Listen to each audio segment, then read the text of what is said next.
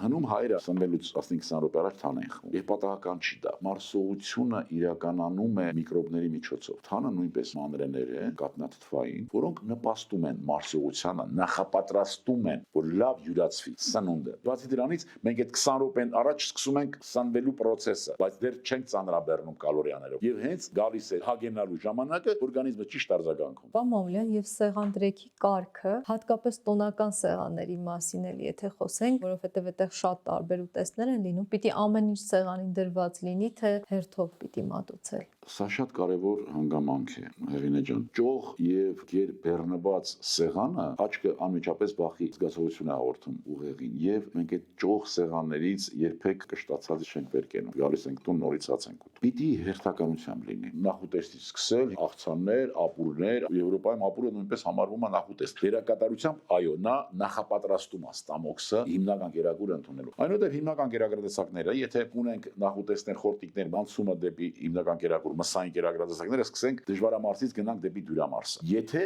շատ աղցաններ չունենք, պիտի սկսենք ձկնայինով ավարտենք թռչնամսով կամ սկսենք թռչնամսով ավարտենք ձկնայինով։ Մեջտեղ ունենանք դժվարամարս մսերը, տավարը, ոչխարը, խոզը եւ այլն։